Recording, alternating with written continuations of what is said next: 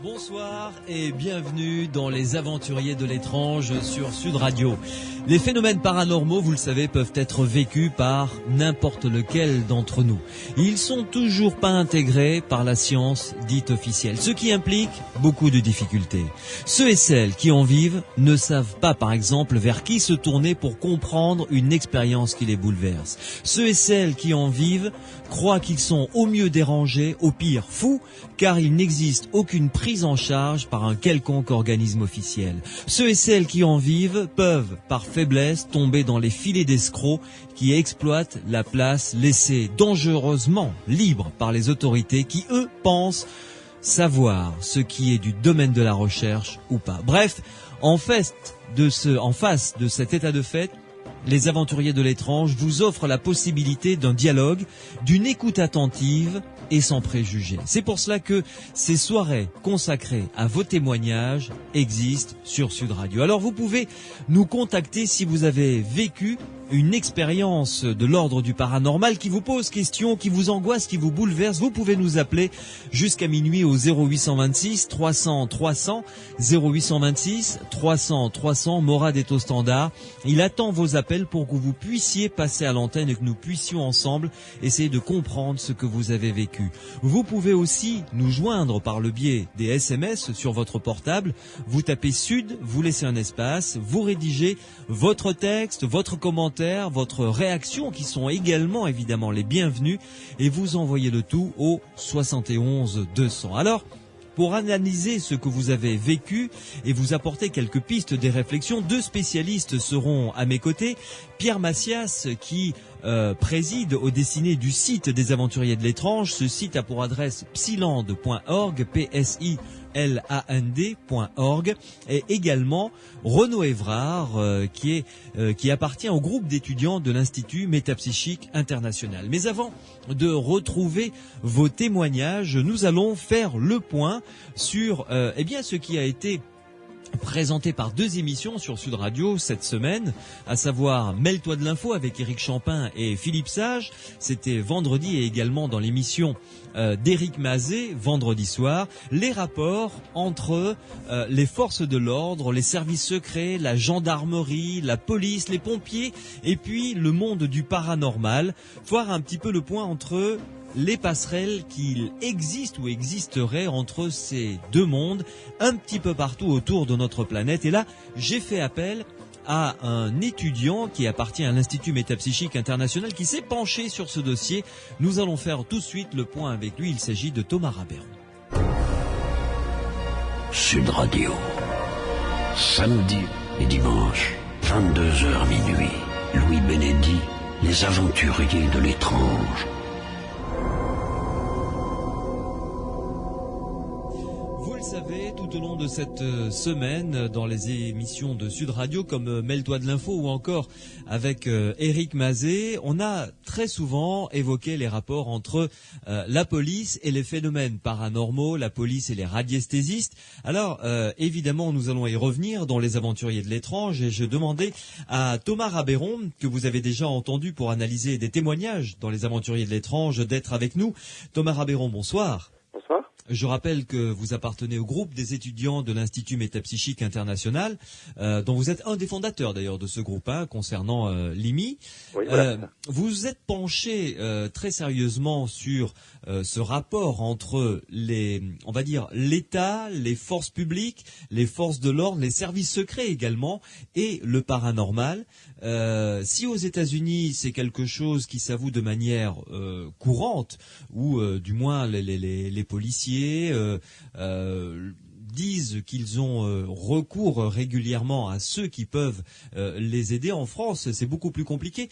Aux États-Unis notamment, il y a une grande histoire entre les services secrets, les forces de police et le paranormal. Oui, alors moi c'est vrai que je me suis intéressé à ça parce que si vous voulez, quand on s'intéresse aux perceptions extrasensorielles, il y a soit des recherches de laboratoire ou soit des applications. Ouais. Et donc c'est vrai que l'une des applications les plus intéressantes, c'est effectivement la recherche de personnes disparues. Mmh. Il y a également, j'ai entendu parler, en plus de la recherche des personnes disparues, d'un programme assez singulier qui avait pour nom Stargate aux États-Unis. Oui, voilà, nom le plus connu, oui. Ouais. Alors, de quoi s'agit-il exactement? De quoi s'agissait-il, du moins? Alors, c'est dans les années 70, deux chercheurs, deux physiciens qui s'appelaient Targ et Puthoff, qui ont commencé à faire des expériences de perception extrasensorielle avec des sujets psy, des sujets qui sont censés avoir des capacités de s'étendre, et qui ont eu des grosses réussites dont ils ont fait part à la CIA. Et donc plusieurs agents de la CIA sont venus et ont constaté effectivement la réussite des sujets et ont proposé donc la mise en place d'un programme top secret qui avait pour but d'utiliser donc des voyants pour le renseignement. Donc c'était un programme très important avec environ des questionnaires qui ont été donnés à beaucoup de militaires, et parmi ces militaires ont été recrutés environ une vingtaine de sujets qui ont été entraînés pendant plusieurs années pour pouvoir donner des informations sur le renseignement. Donc par exemple, il y a plusieurs cas célèbres, notamment la description d'une base russe très précisément, ou la recherche d'un avion disparu en Afrique qui s'était écrasé.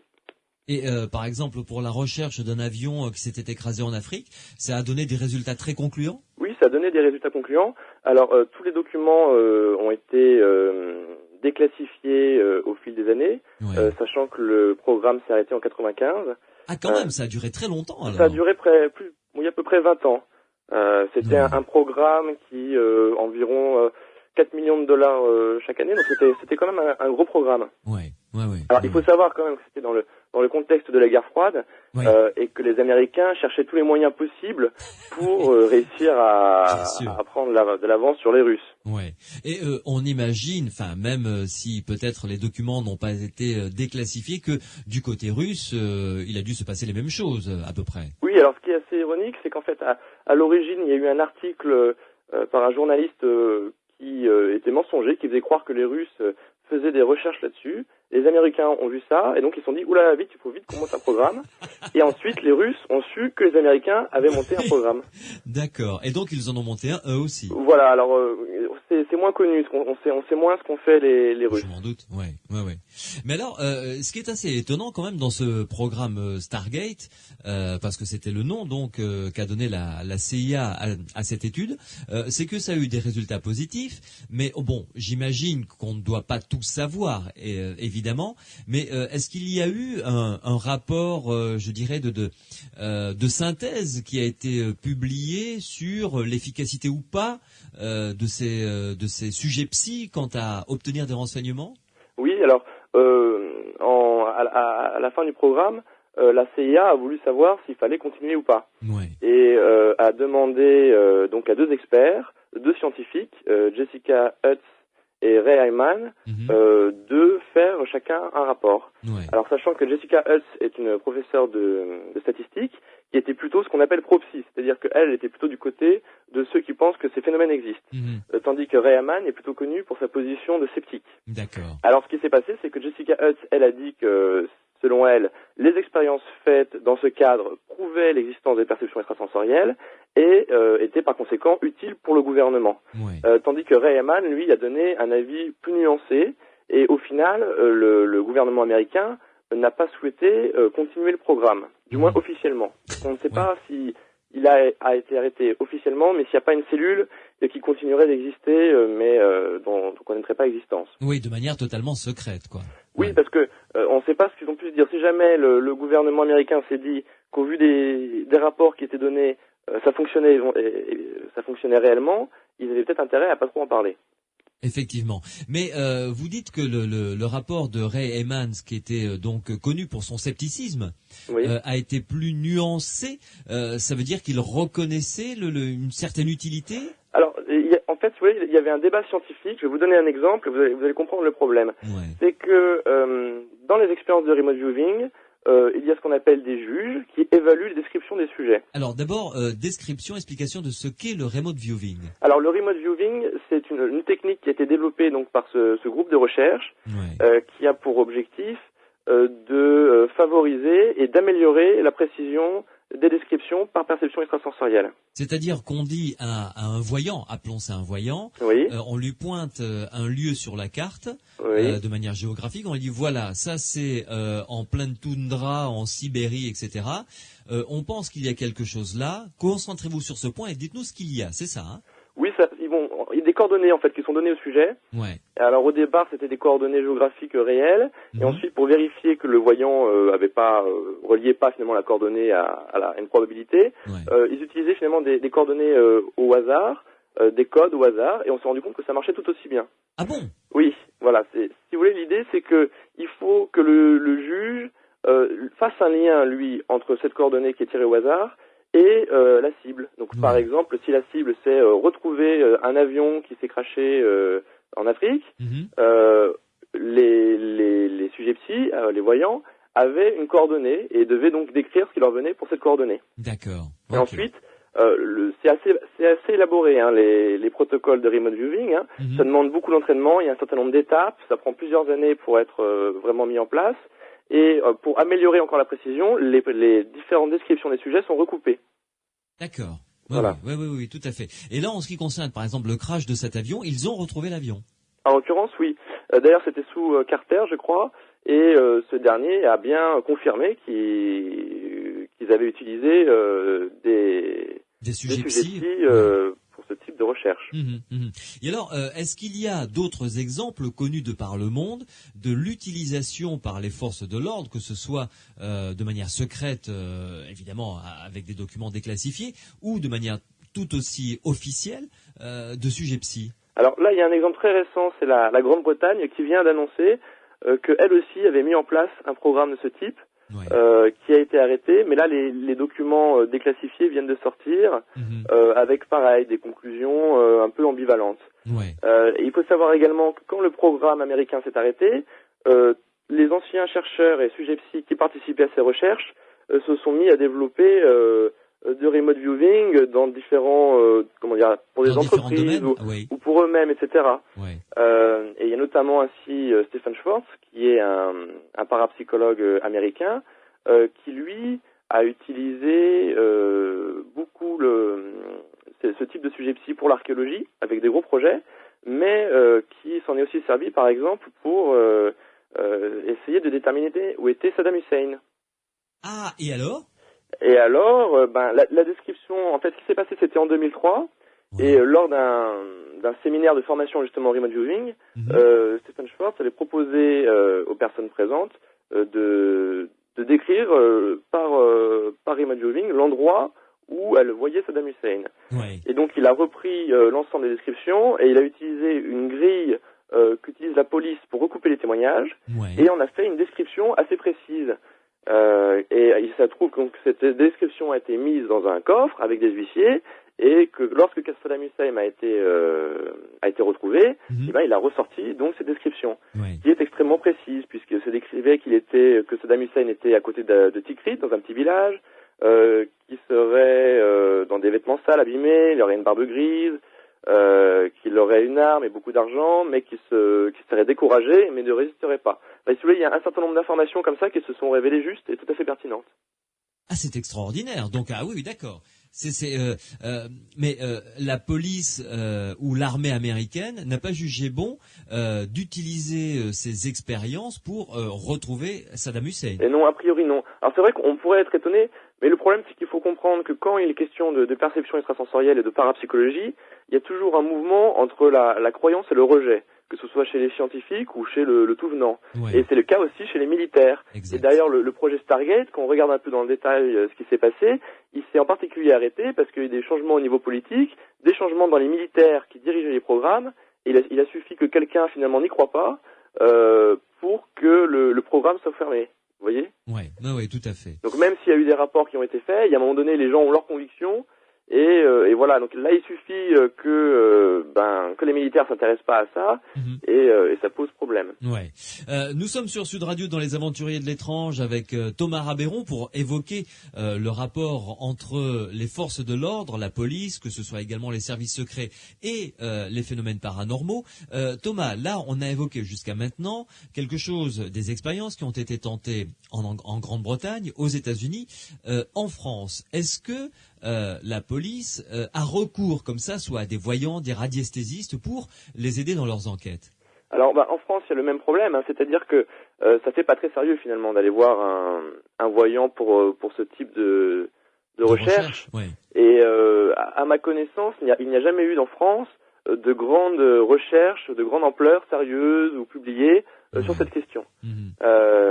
Quand on discute un peu avec des voyants, on se rend compte qu'il y en a un certain nombre qui ont été contactés par des agents de police, la gendarmerie, sur certaines affaires, mais bien sûr à titre officieux, et puis pour presque un à titre peu, je dirais, personnel, quoi.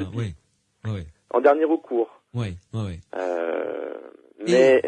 et ça ne paraît pas sur les rapports d'enquête, évidemment. Non, ça ne paraît pas, et il y a très peu de cas, contrairement une nouvelle fois aux États-Unis, où une nouvelle fois Stephen Schwartz lui s'est beaucoup intéressé à ça, en indiquant qu'il y avait environ une centaine de départements de police qui travaillent ouvertement avec des sujets psy de façon régulière, et là on a un certain nombre de cas très bien documentés de réussite. Vous pouvez nous en citer un exemple, s'il y en a un qui vous revient en mémoire? Là en détail non. Il y a un exemple là en Italie récent d'une dame qui a eu des flashs concernant une personne disparue depuis 3 ans, qui la voyait avoir disparu dans un lac et qui en a parlé à la police l'a pas cru. Bon, elle a continué à clamer cette histoire et finalement des recherches ont été entreprises et la personne disparue a bien été retrouvée. Son corps a été retrouvé là où la voyante l'avait situé. Voilà. Alors après on peut faire des critiques. Les critiques habituelles, si vous voulez, c'est de la chance. Il y a une autre critique qu'il faut prendre en compte et qui est importante quand même, c'est qu'il y a des affaires où, si vous voulez, beaucoup de sujets, de voyants se proposent et personne ne trouve rien. L'affaire la plus connue, c'est l'affaire du Trou, où il y a plus de 80 voyants comme ça qui se sont proposés d'eux-mêmes, etc. Et aucun n'a permis de donner des informations fiables ou intéressantes. Et non. Et alors, on peut se demander pourquoi. Moi, mon idée, c'est que pour que des gens soient en mesure de donner des informations précises, il faut qu'ils soient doués. Et ça, on sait que des gens réellement doués, d'après le projet Stargate par exemple, c'est seulement 5% de la population. Il faut que ces gens soient entraînés, et puis on sait que ces gens ne réussissent pas à tous les coups. C'est-à-dire que même les meilleurs sujets, quand ils réussissent, ils vont réussir 2 fois sur 3. Mais il y a 1 fois sur 3 où ils vont se tromper. Et oui, donc ça fait beaucoup de choses aléatoires pour l'exploiter finalement.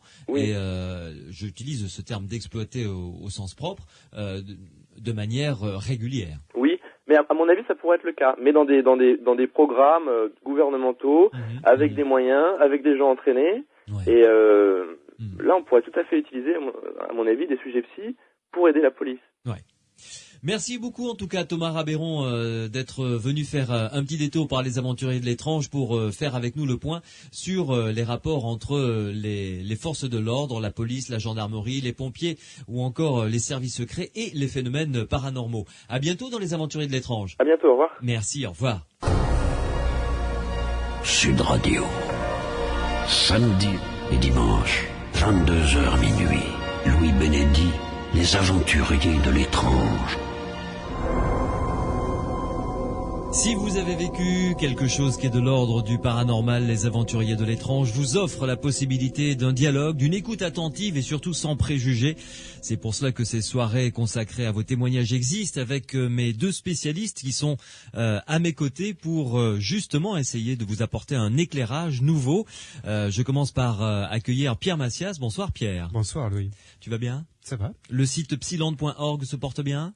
Il se porte bien, on vient le visiter, oui. Les émissions intéressent toujours nos auditeurs. Et sont téléchargées toujours aussi régulièrement. Voilà, oui. Pourvu que ça dure.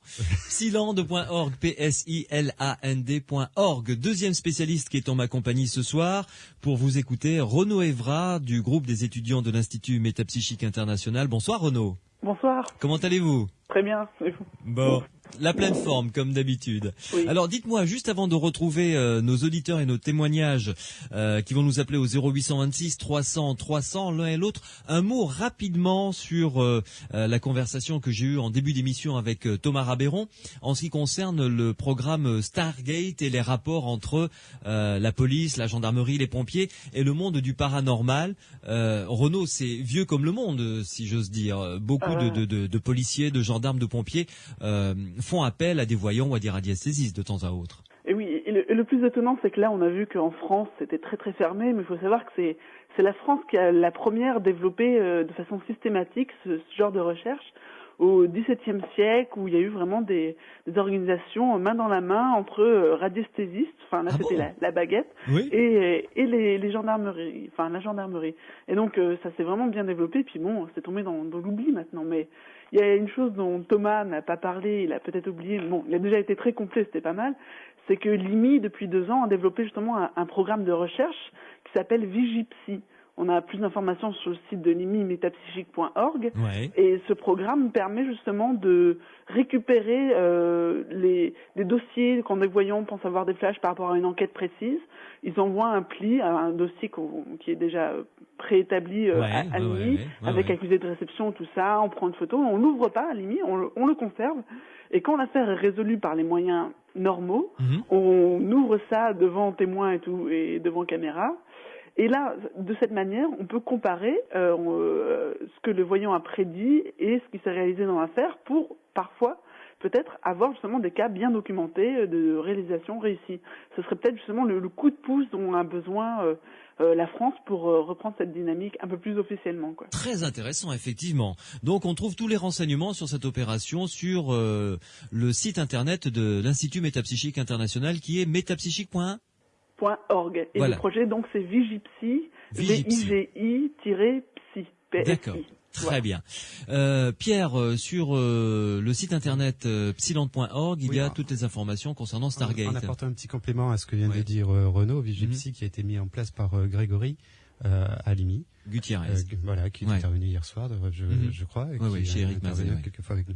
Ouais. Et sur Psylande, j'avais déjà mis en place une page à propos du psy et de la défense. Et on retrouve en particulier le document qui a été édité par l'IAR aux États-Unis à propos de Stargate. Ouais. C'est un document qui est paru en septembre 1995 et qui a montré, enfin qui a mis en évidence ce programme Stargate aux États-Unis. Ouais.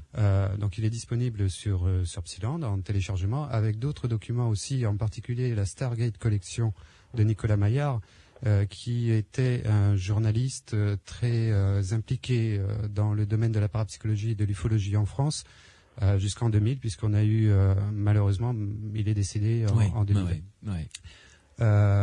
Donc sur le site, il y a plusieurs références comme ça, certaines en téléchargement, et ça montre un petit peu ce qui a été fait dans le domaine militaire à propos de parapsychologie. Il y a aussi, je pense, aux mémoires d'Estelle Cerruti, qui a fait un mémoire à Sciences Po à propos du psy et de la défense, et qui a montré comment les militaires des deux camps, américains et soviétiques, évidemment, se tiraient dans les pattes, enfin se tiraient la bourre. Voilà, exactement. Ouais. Voilà, tout ça est donc disponible. Je mettrai des liens plus directs à partir de la page des aventuriers. D'accord. Mais c'est déjà présent sur le site. Très bien. Nous allons donc maintenant tout de suite passer à nos témoignages jusqu'à minuit. Vous savez que vous pouvez nous appeler au 0826 300 300 ou intervenir. Vous êtes évidemment les bienvenus dans cette émission par le biais des SMS. Vous tapez Sud sur votre portable, vous laissez un espace, vous rédigez votre texte, votre commentaire, votre question. Vous nous envoyez votre numéro de téléphone si vous voulez que l'on vous rappelle. Vous envoyez le tout au 71 200. Valérie est la première auditrice à nous appeler. Elle nous appelle de l'Ariège. Valérie, bonsoir. Bonsoir. Merci de nous rejoindre dans les Aventuriers de l'étrange, Valérie. Alors vous venez nous apporter votre témoignage parce que vous vivez des flashs de voyance depuis très très longtemps. Oui, depuis que je suis petite. C'est-à-dire ça.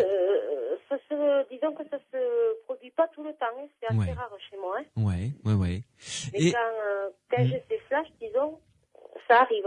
Il y a tout le temps quelque chose qui arrive. Tout ce que si ce que je vois, ça arrive. Ouais. Alors, quand vous avez un flash, ça se traduit de quelle manière? C'est une voix, c'est des images, c'est quoi?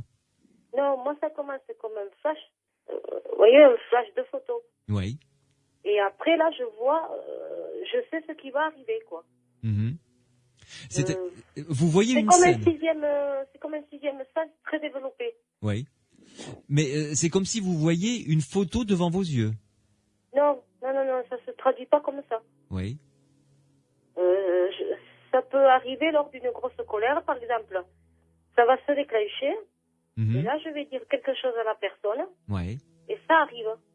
Ça lui arrive quelque temps après. Oui. Ce que je lui prédis, quoi. Ce que je lui... Oui. Est-ce que vous pouvez nous citer un exemple pour qu'on comprenne bien? Une dispute que j'avais prédit à mon père. Oui. Voilà, je voulais faire une sortie que mon père voulait m'empêcher de faire. Je me suis énervée. Oui. Et je lui ai expliqué à mon père, de toute façon, c'est pas la peine que tu partes à ton réveillon, il va durer 20 minutes. La personne va boire et elle va déclencher une bagarre. Et vous serez à la maison 20 minutes après. Oui. Ce que je lui ai prédit, est arrivé. C'est-à-dire qu'il s'est rendu à son réveillon. Il s'est rendu à ce réveillon. Oui. Ça s'est mal passé. Ça s'est très mal passé. La personne a bu, le monsieur a bu et c'est presque parti à coups de couteau. Disons que tout ce que je lui avais prédit, détail par détail, ça lui est arrivé. Et 20 minutes après, il a été obligé de partir, quoi. Et est-ce que vous avez remarqué que ces flashs de voyance vous arrivaient quand vous étiez... Parce que là, vous nous avez dit, j'étais en colère. Là, j'étais en colère. Ça peut m'arriver sans être en colère aussi.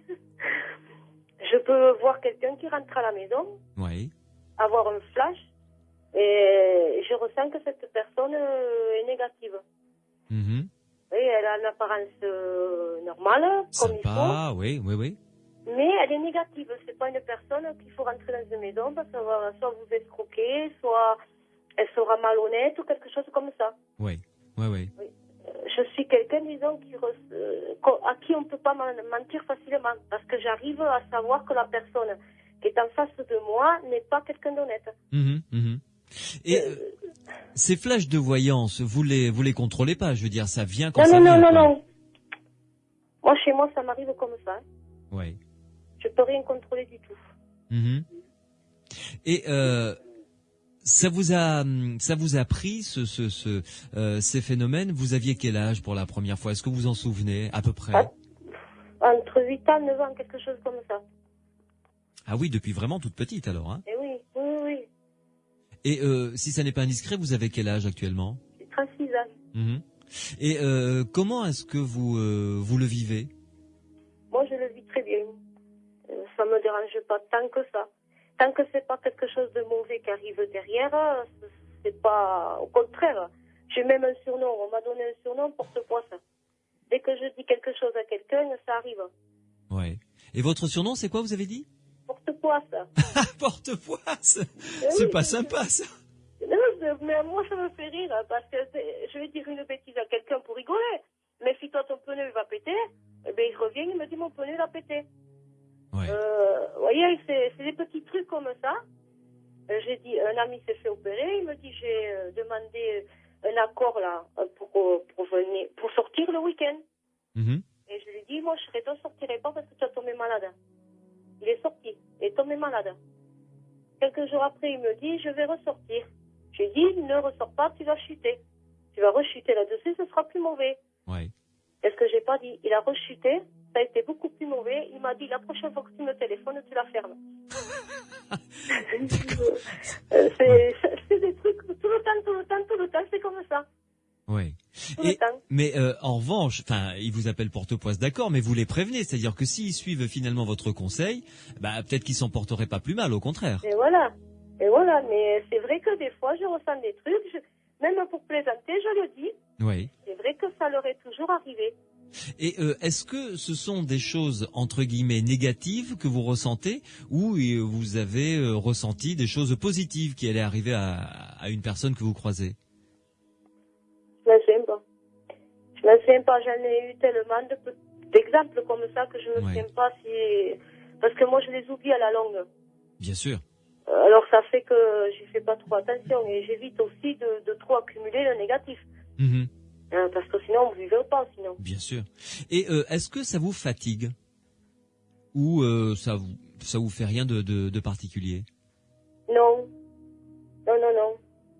Par contre, j'ai remarqué que, bon, moi, je pensais au départ que les angoisses que j'avais, c'était des angoisses dues à la maladie, quoi. Oui. Et je me suis rendu compte que c'était des angoisses qui qu'on appelle ça, enfin, je pourrais dire ça, après ces angoisses, peu de temps après, il y avait une action qui se passait.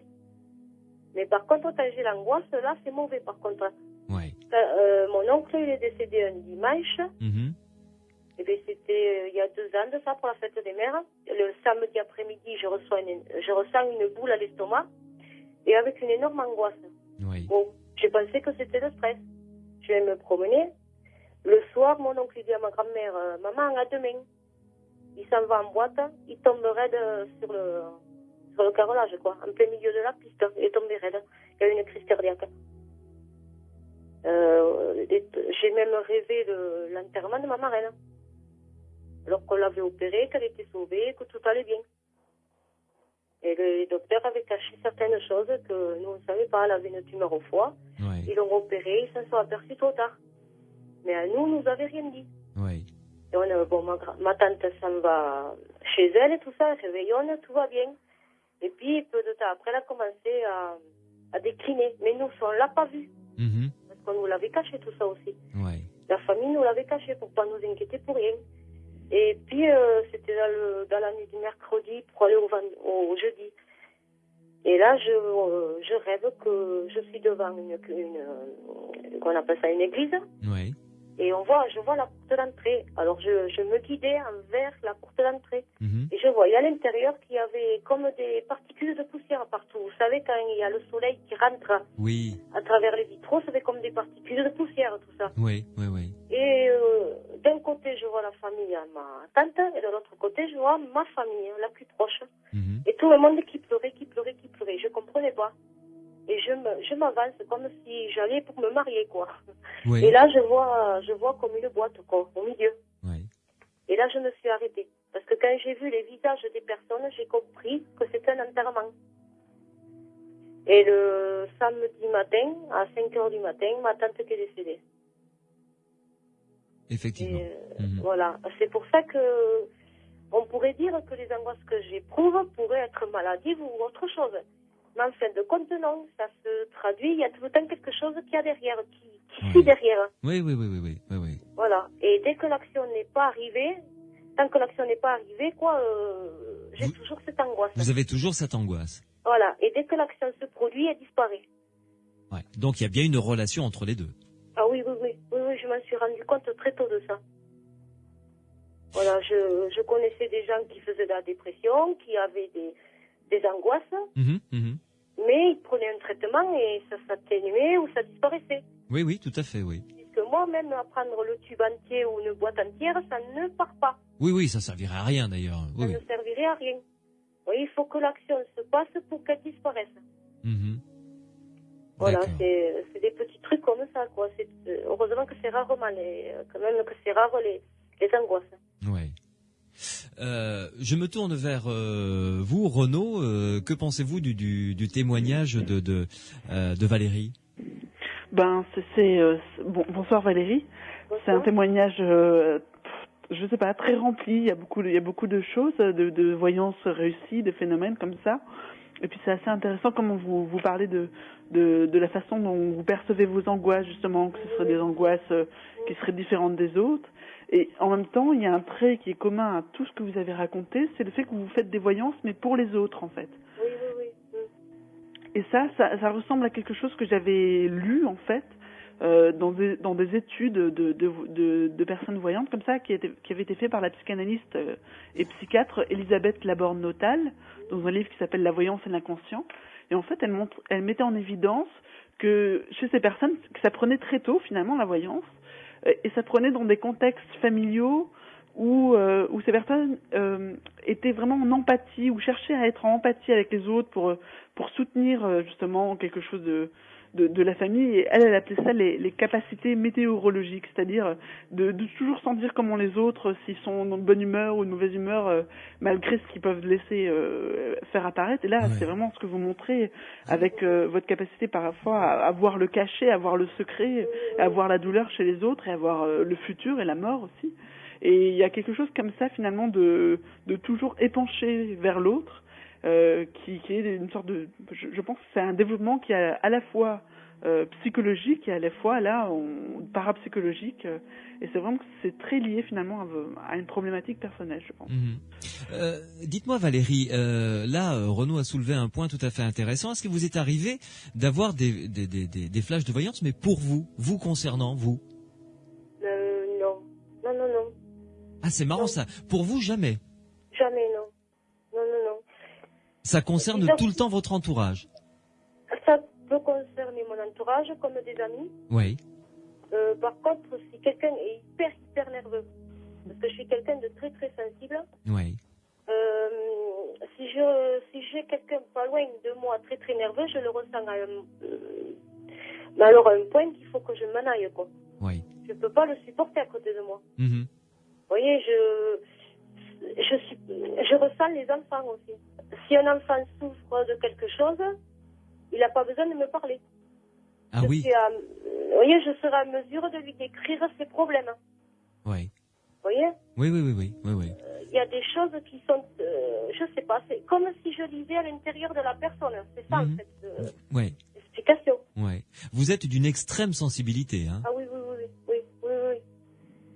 Oui, c'est une personne qui peut éprouver beaucoup de chagrin, il n'a pas besoin de me parler. Vous le ressentez tout de suite, même si elle le cache? Ah oui, je le ressens. Ouais. Quelqu'un qui va montrer une bonne figure à tout le monde, mais qu'à l'intérieur, il souffre énormément, avec moi, il peut pas, c'est pas la peine qu'il parle. Ouais. D'ailleurs, j'attire beaucoup de gens qui ont des soucis dans la vie de tous les jours. Moi, j'en ai aussi, mais ils viennent tout le temps vers moi, ils viennent me parler, on devient les plus grands amis du monde, parce qu'ils savent qu'avec moi, ils n'ont même pas besoin de parler. Ouais. Et c'est sûr qu'aussi que je calme le mal de dos. Quand quelqu'un a mal au dos, et je lui calme les douleurs. Et ça, je le fais depuis que je suis petite. Ah oui. Vous voyez, il y a et je sais pas d'où ça me vient, comment ça me vient, je n'en sais rien. Quand j'étais plus petite aussi, je ressentais des présences à côté de mon lit. Par contre, ça me fait très très peur. J'ai jamais essayé de savoir ce qu'il y avait à côté. Ça, c'est quelque chose... j'ai la sensation qu'une personne, même une fois décédée, elle ne l'est pas. Pour en savoir plus, je me suis mis en contact avec 2 médiums et un voyant. Ils m'ont dit que j'avais des dons de voyance plus des dons de médium. Ouais.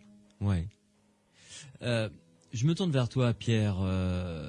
Un avis peut-être sur ce que vit Valérie depuis l'âge de 8 ans. Oui, bonsoir Porte-Poisse. Ça, c'est pas sympa. Ça. Oh, je ne pouvais pas la rater, celle-là. Non, je me rigolais. Renaud a parlé d'empathie. D'empathie, moi je pensais au rôle de l'affectif, manifestement. Vous montrez bien que l'affectif joue un grand rôle dans les phénomènes spontanés. Pourquoi j'ai commencé avec Porte-Poisse, c'est parce que bien que j'imagine que vous n'avez pas un flash de voyance à chaque colère ou à chaque fois que quelqu'un rentre chez vous. Ça se décache tout seul. Voilà, donc ça donne un petit peu l'apparence aux personnes qui vous côtoient ou à qui vous parlez de ces flashs, que vous seriez un petit peu provocatrice de ces événements, que ce soit une chute ou n'importe quoi. Ah oui, c'est-à-dire que quand elle dit à quelqu'un sors pas parce que ton pneu va crever et qu'il crève, elle dire c'est de ta faute quoi. Voilà, c'est de ta faute, tu l'as vu, donc Bon, là, alors que pas du tout, elle a fait que voir le futur. Alors que pas du tout, voilà, c'est bien là-dessus que je veux que je Tiens, veux d'ailleurs, voilà. Vous avez entendu? Alors, on n'a pas eu de flash de pompiers. Les pompiers, ils ont dit à côté de chez moi. Et je le café qui est pas loin qui m'attend en plus. Comment, vous? C'est le café qui m'attend à côté. Ah bon, ouais. Voilà, on fête la Saint-Patrick. Voilà. Bon, pour revenir à tout ça, bon, vous avez ces flashs au moment où ils choquent votre affectif, votre sensibilité, et c'est parce que vous êtes à ce moment-là plus en condition pour ressentir ces flashs de voyance. Mais les phénomènes de voyance montrent bien, certains cas qui sont relativement peu nombreux, mais qui sont à mon sens très significatifs, montrent bien que l'avenir n'est pas prédéfini par un flash de voyance. C'est une sorte de probabilité de ce qui va se passer. Mais si les conditions environnementales de l'événement évoluent entre un flash de voyance et l'événement lui-même, l'événement peut très bien ne pas se produire. C'est-à-dire que si vous voyez que quelqu'un va crever, à la limite, il pourrait en tirer parti en changeant de faire route. Confiance à Valérie en disant bon, voilà, ou ne pas prendre la voiture, et puis voilà, il va pas crever, tout simplement. Ouais. Voilà, Certains le font quand même. Hein. Ah, quand même. Ah oui, maintenant ils ont compris que j'arrive à vivre le futur. Oui. Vous voyez ce que je veux dire, avant que ça arrive, maintenant ils ont compris qu'il fallait qu'ils m'écoutent. Voilà. Et là, ça devient déjà beaucoup plus intéressant et porte-bonheur, tout à fait. Voilà. Ouais. Ça peut éviter des choses. Il y a plusieurs cas dans la littérature parapsychologique qui montrent bien cette possibilité de passer à côté de la probabilité. De passer à côté d'un phénomène négatif en écoutant, en prêtant une oreille attentive à ceux qui ont la chance de pouvoir de temps en temps voir le futur. Voilà. Ouais. Valérie, on vous souhaite plein de bonnes choses. Merci. Merci d'avoir consacré un petit peu de temps pour nous rapporter ce que vous aviez vécu, ce que vous vivez encore. Et puis, bonne Saint-Patrick, hein. Merci. Ah, une dernière chose. Si jamais vous voyez, parce que les élections arrivent, si jamais il vous arrive de voir qui va être élu, vous nous le dites, hein, vous nous rappelez pour nous le dire. J'y comprends rien, moi, la politique. Bon, vous avez raison. Finalement, vous n'avez peut-être pas tort. Bonne soirée, Valérie. À vous aussi, Bonne soirée. Au revoir. 0826 300 300. Renaud Évrard et Pierre Massias sont à mes côtés pour vous écouter vos témoignages. Si vous avez vécu quelque chose de l'ordre du paranormal, venez nous rejoindre. Vous pouvez également nous joindre par le biais du SMS. Vous tapez Sud sur votre portable. Vous laissez un espace, votre commentaire, votre question, et vous nous l'envoyez au 71 200, comme Gilles de Bordeaux qui nous a envoyé ce SMS qui dit: bonsoir, les flashs sont-ils toujours négatifs et est-ce que cela fatigue beaucoup? Toujours négatif, mon cher Gilles, non, puisqu'il y a des voyants qui voient, ils voient le futur, qui peut être bon, qui peut être mauvais, donc les deux arrivent. Et puis, est-ce que cela fatigue? Eh bien, ça dépend des voyants ou ceux qui vivent les phénomènes paranormaux. Certains sont totalement épuisés après une séance de voyance, d'autres au contraire, ça leur redonne la pêche et de l'énergie. C'est l'inverse, donc il y a les deux qui sont possibles à voir. 71 200, si vous voulez nous envoyer vos questions, vos commentaires dans quelques minutes. Le témoignage de Trudy qui a vécu un très très joli phénomène. Elle a, figurez-vous, ramené sa mère à la vie par la force de sa prière. À tout de suite. Sud Radio. Samedi et dimanche, 22h minuit. Louis Bénédit, les aventuriers de l'étrange. Vos témoignages au 0826 300 300. Trudy vient de nous rejoindre. Bonsoir. Allô. Allô. Oui, bonsoir. Bonsoir, vous m'entendez là? Très bien, fort bien. Vous nous appelez de quelle région? Du Gers.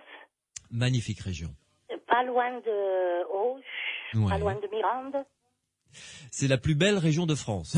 On mange très bien, comme pratiquement partout en France. Vous avez raison, Tourdy, vous avez tout à fait raison. Ouais.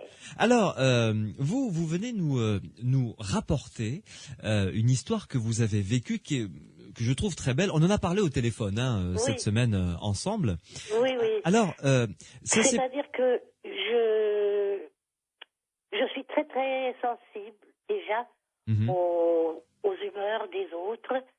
J'essaye de m'adapter selon. Et puis, il m'est arrivé quelque chose d'assez faramineux. J'ai été enceinte. Il y a combien d'années à peu près cette histoire s'est déroulée il y a... vraiment que je le dise? Ah, non, finalement. Vous avez raison. Bon, allez-y. J'attendais un enfant. Oui. Ma mère était ravie parce qu'elle n'attendait que ça d'avoir un petit enfant. Oui. Et maintenant, bon, mon époux s'appelle Jacques. Mon gynécologue, qui était un de nos meilleurs amis, s'appelait Jacques aussi. Alors, je vais l'appeler le gynéco et Jacques. D'accord. Entendu. Et puis, il se trouve que je devais accoucher fin septembre, mais déjà en juillet, je me suis trouvée mal et on m'a conseillé de rester allongée et de me lever très très peu et pas très longtemps à la suite. Et puis, ça c'était en juillet et aux alentours de 8-9 août, ma mère tombe malade. Et puis, elle disait, oh, je vais voir le toubib, mais bon. Et tout d'un coup, on me dit, ah, on l'a amené d'urgence à l'hôpital. Si ma mémoire est bonne, et si je ne me trompe point, ça doit être l'hôpital Claude Bernard, qui est pour des grands contagieux à Paris. Oui. Et on me dit qu'elle avait une méningite. Grave donc, hein? C'est grave déjà. Oui. Et puis, on me dit rien d'autre. Et puis, évidemment, nous, les pauvres enfants, père, mère, sœur, n'importe, on n'a jamais le droit d'avoir des nouvelles. Mais il se trouve que le gynéco étant médecin, il pouvait en avoir. Oui. Et puis, donc, il téléphonait presque tous les jours pour savoir. Et on avait dit que ne dites pas trop à sa fille parce qu'elle n'est pas très, très, très bien. Et nous n'arrivons pas à trouver quel germe vraiment est à la base ou quel virus, je ne sais pas comment on dit. Le laboratoire cherche. Donc, je ne savais rien. Et puis, il est arrivé que le 19 août, ils ont dit, bon, mais écoutez, maintenant, je crois qu'il faudra que vous préveniez sa fille parce qu'elle est dans un coma profond. Elle n'en sortira point. Et nous n'avons toujours pas trouvé comment la traiter. Donc je crois qu'il faut prévenir sa fille que c'est la fin. Oui. Donc le matin du 19 août, on me prévient. Avec toute gentillesse et tout, et puis ça me secoue. Et moi qui n'aime pas les sucreries, j'aime tout ce qui est salé, poivré, aillé. Eh bien, dans l'après-midi, j'ai dit, je veux faire un gâteau. Et je me lève et je veux faire un gâteau. Et puis, voilà, hop, les os qui partent. Et oui, parce qu'il ne fallait pas vous lever, il fallait que vous restiez couché, évidemment. Voilà. Donc, on a alerté tout le monde, le gynéco, mon époux, tout le monde, et on l'amène à l'hôpital. Et là, comme le gynéco était un ami, il ne veut pas m'opérer, que ça soit une césarienne prévue parce que j'avais eu un grave accident de voiture. Oui. Et donc, il a dit que ça soit mon grand professeur qui t'opérera. Mais le temps de trouver, d'ameuter et faire venir, j'étais toute préparée sur une civière dans une petite pièce toute noire, complètement dans le noir. Et je ne sais pas si je priais. Je ne suis pas très, très religieuse. Et je crois que j'ai dû dire, mais bon Dieu, je sais que je ne sais pas bien prier, mais faites en sorte qu'elle arrive à voir son petit enfant. Son petit-fils, quoi, qu'elle le voie. Pour qu'elle le voie, son petit enfant. Oui. Et on ne savait pas que ça soit un fils. Oui. On ne savait rien. Et je ne voulais pas savoir. Et j'engueulais ma mère. Dans le noir, je serrais mes poings et je l'engueulais. Je disais, c'est pas maintenant. maintenant que tu as tant voulu en avoir, que tu vas me quitter. Et donc, comme je vous dis, je disais, bon Dieu, je ne sais pas prier, mais faites en sorte que. Et puis, bon, la césarienne se passe. Juste avant, quand même, le gynéco a téléphoné à Claude Bernard pour dire, écoutez, elle est dans le coma, mais va quand même lui dire qu'elle va être grand-mère. L'interne ou l'externe a été la voir, elle était dans le coma, il a dit, bon mais madame, vous allez être grand-mère. Et puis il repart, et puis après la césarienne, et après que tout s'est bien passé, et que j'ai eu un splendide petit garçon, Ouais. et maintenant il est un très beau gars, Ouais. évidemment, c'est le plus beau. Évidemment. Et le gynéco rappelle et dit, écoutez, retournez voir Madame et dites-lui qu'elle est grand-mère d'un petit garçon. L'externe ou l'interne a couru et dans la chambre, il croit voir ses yeux trembler. Il dit, Madame, vous êtes grand-mère. Et du coup, comme il était tellement troublé de voir qu'elle avait l'air de bouger, de revenir, et il dit, je ne sais pas de quoi. Il est parti. Et puis, heureusement, plus tard, il est revenu et il a dit, mais madame, vous m'entendez? Et elle a fait signe que oui. Et il lui a dit, mais vous êtes grand-mère d'un petit garçon. Et à partir de là, ma mère a regrimpé. Et dans la journée après, ils ont trouvé le virus qui s'avérait être, je crois, une méningite à l'hystériose, si je ne me trompe pas. Oui. Ils ont pu la traiter et ma mère a pu profiter de mon fils pendant de longues années. Oh oui, c'était merveilleux. Et vraiment, là, je crois à la télépathie parce que quelque part, elle était dans le noir, j'étais dans le noir, et quelque part dans elle-même, elle devait quand même penser à nous.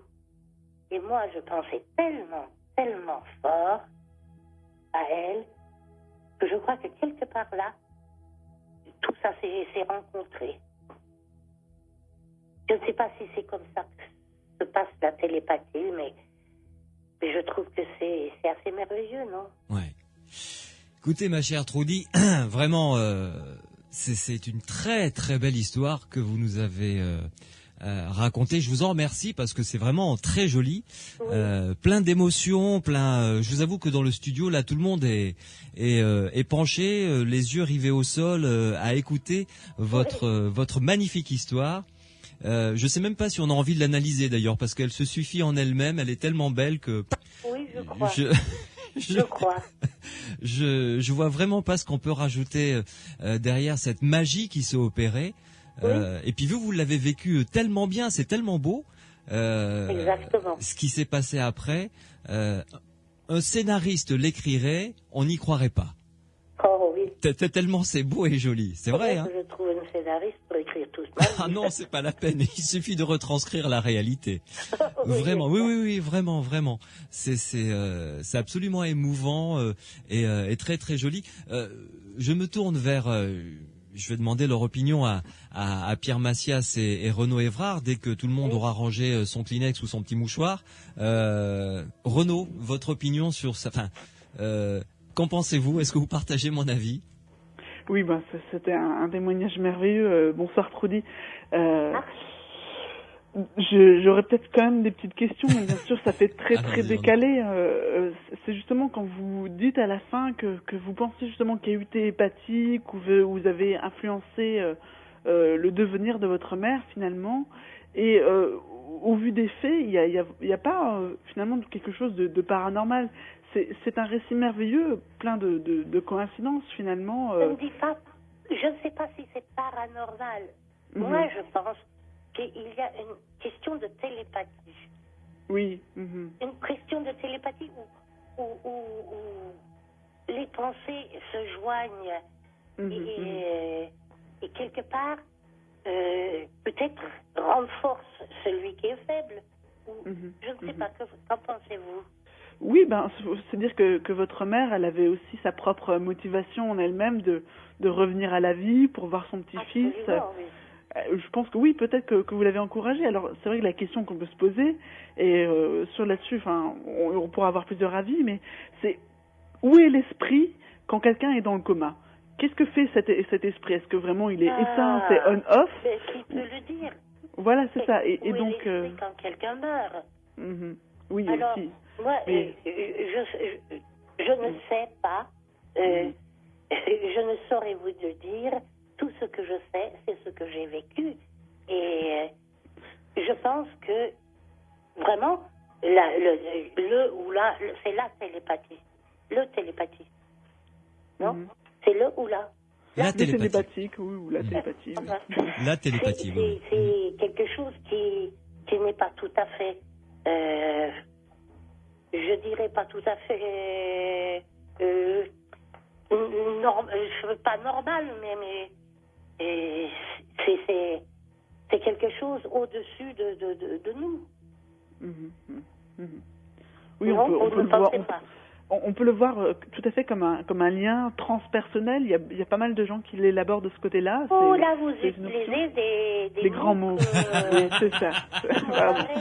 Renaud, sortir de votre récit. Bien sûr, pardon. Non, mais en tout cas, c'est pour aller dans le sens de Trudy, mon cher Renaud. Est-ce que on peut imaginer comme ça une communion vraiment très intense à ce moment précis entre une mère et sa fille finalement? Oui, c'est tout à fait ça. Il faut penser la télépathie comme une communion plutôt que comme une communication, de toute façon. Et voilà. Voilà, comme vraiment quelque chose du lien. Du lien, du sang. Ça ne se passe pas tous les jours. Ah non. Il faut des circonstances exceptionnelles comme celles que vous avez vécues. Je crois. Oui, tout à fait. Pierre, un avis sur cette histoire, ce moment de vie magnifique qu'a vécu Trudy? Oui, j'étais... bonsoir Trudy. Bonsoir Pierre. J'étais dans un petit peu la même optique que Renaud. À la limite, l'histoire est tellement fabuleuse qu'on n'a même pas besoin de notion de paranormal. Mais enfin bon... Une télépathie, finalement, la définition... On imagine la télépathie comme une transmission de messages coordonnés. On dit quelque chose à quelqu'un. Ce que j'ai pensé, c'est une transmission de messages qui s'est fait, mais ce n'est quand même pas normal que ça se fasse... sans aucun moyen de communication, vous voulez dire? Voilà. Oui. Mais enfin, sans vous, par exemple, Pierre. Pardon? Sans vous, Pierre. Je n'ai pas saisi. Non, c'est pas grave. Pardon. Comme disait Renaud aussi, là il y a une sorte d'empathie, il y a une plus que de la télépathie, je dirais une communauté d'esprit entre vous et votre maman qui était là au bord du dernier moment. Et bon, si vous voulez, techniquement, on peut pas savoir si c'est de la télépathie puisqu'on a l'interne. C'est évident qu'on ne peut pas techniquement savoir. Et surtout, le plus curieux, c'est que ma mère et moi ne s'entendaient pas du tout. Ah, en plus. En plus. Oui, mais il y avait l'arrivée de cet enfant qui pouvait vous réunir. J'étais tout à fait outrée qu'elle puisse partir sans voir son petit enfant. Mais dites-moi, Trudy, une question quand même. Lorsque votre maman est sortie donc de ce coma, qu'elle s'est trouvée rétablie, est-ce que vous en avez parlé avec elle de ça? Eh bien, une fois, et ça avait l'air de la déranger. C'était pour ça. Plus parler. Oui. C'était pour savoir si elle avait ressenti quelque chose de son côté. Je n'en sais trop rien. Ouais. Parce que je lui ai parlé une fois et puis. Vous avez senti que bon, c'était pas la peine d'aller plus loin. J'aurais dit que ça l'a gêné. Donc, je n'ai pas insisté. Ouais, et comme n'importe comment, je vous dis que ma mère et moi, nous nous entendions guère, malheureusement. Mais j'ai été ravie qu'elle ait pu voir son fils, son petit-fils, plutôt, et qu'elle a vu grandir. Et ça a été quand même faramineux. Et mon fils a eu une chouette grand-mère. Bien sûr. Oui. En tout cas, Pierre, on est d'accord là-dessus. Enfin, c'est une histoire magnifique. Dans tous les cas, oui.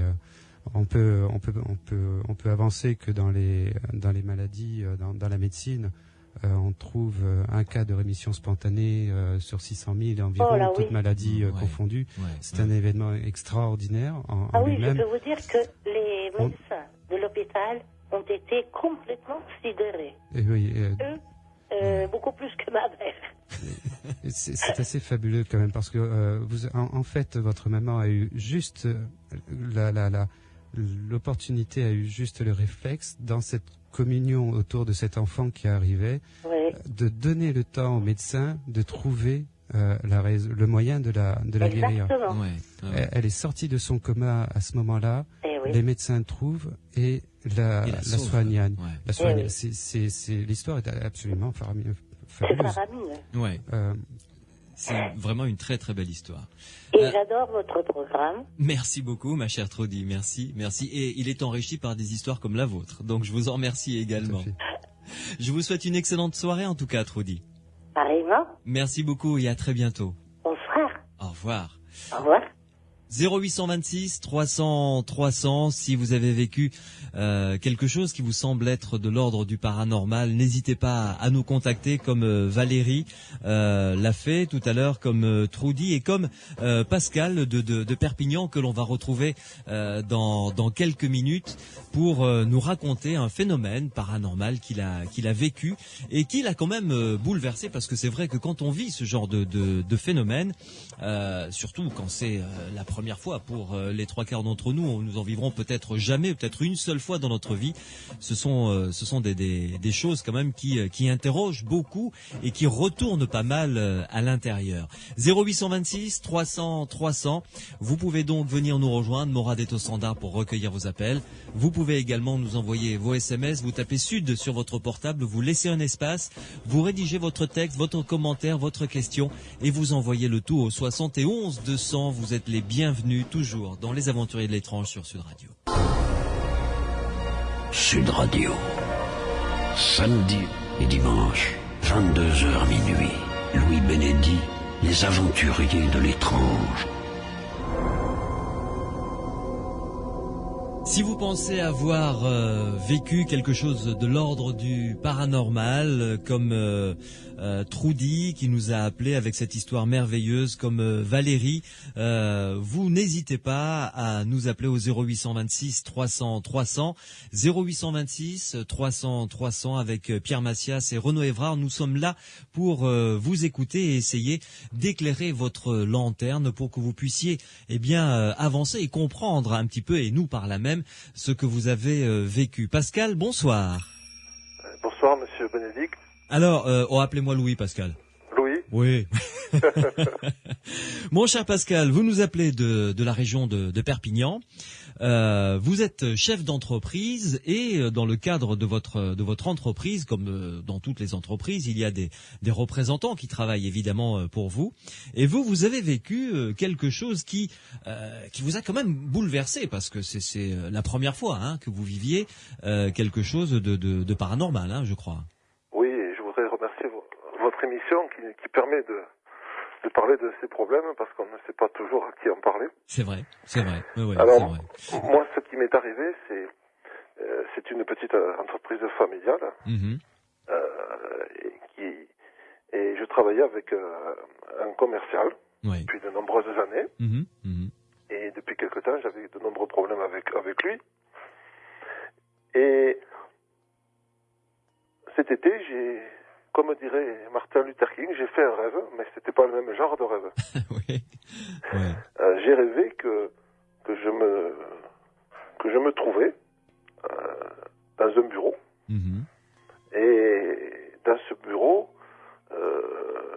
me voyais moi-même en train de parler avec une autre personne. C'est comme si vous étiez une caméra en fait, quoi. Vous étiez étranger à la scène. J'étais étranger à la scène, mais je me voyais comme si je flottais au-dessus de ce bureau. Ouais. Et je me voyais moi-même en train de discuter avec une personne que j'ai reconnue, que je connaissais un petit peu.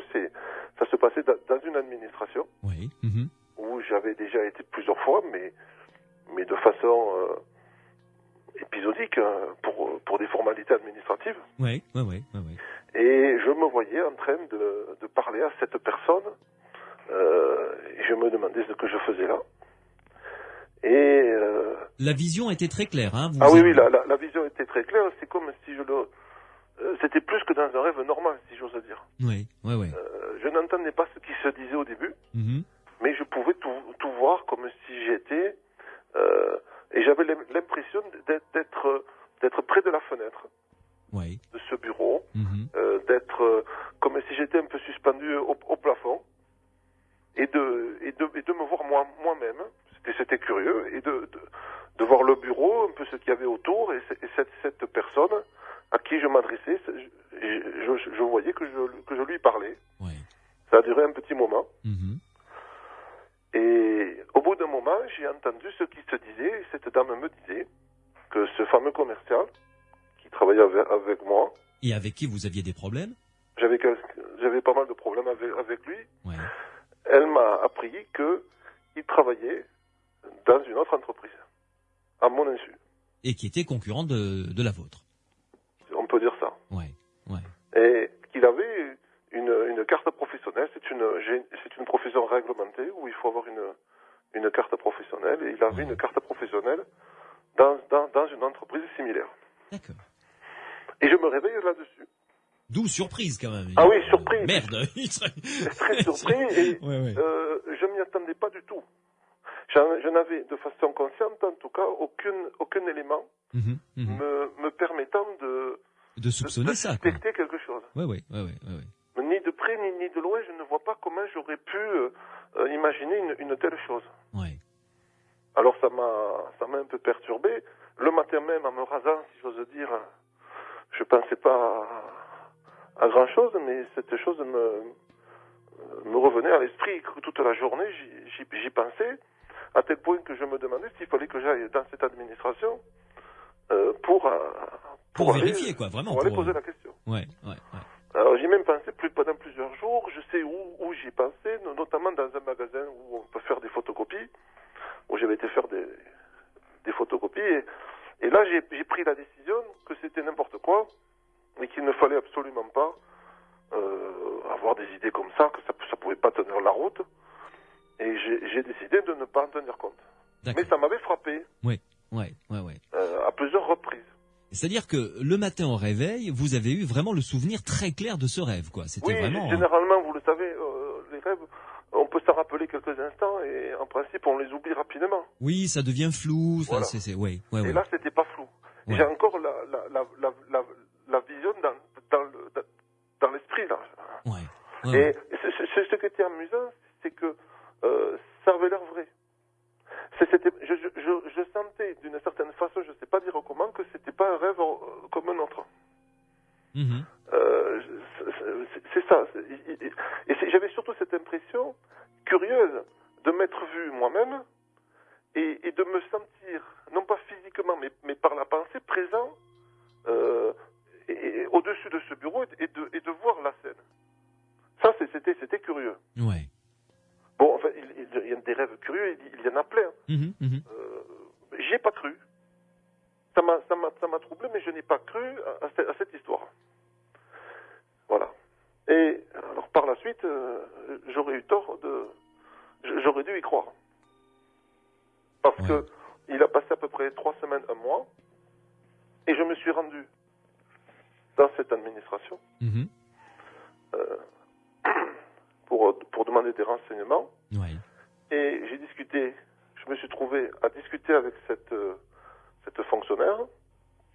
J'ai discuté un moment avec elle, elle m'a fait asseoir dans son bureau. Je je ne pensais plus du tout au rêve, ça m'avait un peu quitté l'esprit. D'accord. Donc, à ce moment-là, vous vous êtes plus souvenu de la situation du rêve. Non, je me suis rendu dans l'endroit en question, ouais. Mais je ne l'avais plus à l'esprit. D'accord.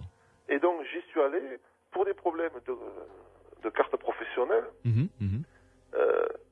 Et je lui ai posé des questions à ce sujet. Et elle a... Enfin, nous avons parlé de plusieurs choses. Et à la fin, elle m'a demandé pourquoi je venais. Et je lui ai dit qu'il y avait un problème de carte professionnelle. Il manquait une carte professionnelle. Celle de ce commercial. Ouais, ouais. Et en regardant son informatique, nous nous sommes rendus compte que ce commercial avait plusieurs cartes professionnelles, une dans mon entreprise et une autre dans une autre. D'accord. Dans une entreprise similaire. Ouais. Et je me suis rendu compte que tout d'un coup, j'ai brusquement pris conscience que j'avais fait un rêve. Et que je me retrouvais à cet instant-là dans le même bâtiment que dans le rêve, dans la même pièce, assis devant le même bureau avec la même personne et qu'elle me disait la même chose. Là, tout est revenu en mémoire, du coup. J'ai eu comme un flash. Je dirais que, je sais pas, j'ai eu un choc. En une fraction de seconde, le souvenir m'en est revenu. Ouais. Et là, j'étais non seulement étonné d'apprendre ce qu'elle me disait, ce qui pour moi était un choc énorme d'apprendre cette information ahurissante, mais en plus, le rêve me revenait et je me rappelle très nettement avoir jeté un coup d'œil vers la direction de la fenêtre où j'étais censé, soi-disant, me trouver, et d'où j'avais vu la scène. Et bien sûr, je n'ai rien vu, mais j'ai eu ce réflexe de me dire, je suis là. Ah oui, et oui. J'aurais fait comme vous, j'aurais eu la même réaction, oui. J'avoue que c'est curieux, mais ça s'est passé ainsi. Ouais. Et je suis sorti de là, étonné d'apprendre cette information que je vous ai décrite. Ouais. Mais tout aussi et encore plus étonné de me rappeler que je l'avais vu à l'avance. Et je sais où j'y ai pensé. Je vous ai dit tout à l'heure. Oui. Dans ce magasin de photocopie, par exemple, le matin, etc. Et, ce n'est pas une impression de déjà-vu, absolument pas. C'est un fait réel. Oui. Et en fait, ce rêve vous avait prévenu, quoi. Moi, j'ai l'impression, je ne sais pas, j'aimerais bien que vos experts me disent ce qu'ils en pensent. Ouais. Moi, j'ai l'impression qu'on a voulu me prévenir ou que mon esprit est allé voir plus loin. Mais je précise qu'à ce moment-là, j'étais très, stressé par les problèmes que j'avais. Et j'en étais presque arrivé à un état dépressif. Oui, c'est-à-dire que vous n'étiez pas dans votre état normal, quoi. J'ai été soigné pour ça. Pendant une période, je prenais des médicaments parce que les soucis que j'avais professionnellement avec cette personne me rendaient insupportable l'existence à ce moment-là. Oui, ça vous tracassait tellement que vous avez frôlé la dépression, quoi. Plus que frôlé. Oui. Mais heureusement, grâce à cette découverte, le problème a été réglé. Donc ça vous a permis de sauver votre entreprise, quoi. Je dirais que la personne en question ne travaille plus avec moi aujourd'hui. Oui, ça c'est un peu normal. Mais pour en revenir à ce rêve, et ce que vous avez vécu dans la réalité, tout concorde, c'est-à-dire ça s'est passé exactement de la même manière. La phrase qu'a prononcée cette fonctionnaire était la même. Votre déplacement, tout ça, pour faire le tour du bureau et regarder sur son écran a été... Enfin, ça s'est passé exactement de la même manière. Oui, je me suis vu assis dans ce bureau. Notamment, je n'étais pas assis face à elle, je m'étais mis sur le côté. Oui. Je reconnaissais le bureau, je reconnaissais la personne en question. Le mobilier autour. Oui. Alors c'est un endroit que je connaissais évidemment. Oui. Mais comment imaginer une chose aussi précise comme ça spontanément et qui se réalise dans les mêmes détails. Oui. Ça, moi surtout que je ne pouvais pas savoir que cette personne travaillait ailleurs. Ça je ne savais pas du tout. Et comment est-ce que moi, je ne pense pas que je l'ai imaginé. Je suis persuadé que c'est quelque chose que j'ai vu et je m'en suis rendu compte quand elle m'a dit que cette personne avait une carte professionnelle dans une autre entreprise. Et je me suis rendu compte que la scène s'était passée exactement pareil. J'avais parlé avec elle d'autres choses. Oui. Pendant un petit moment. Et dans mon rêve, il y avait eu un temps de latence ou d'attente avant d'entendre l'information correspondante. Je comprends évidemment votre questionnement et presque votre angoisse vis-à-vis de ce rêve, Pascal.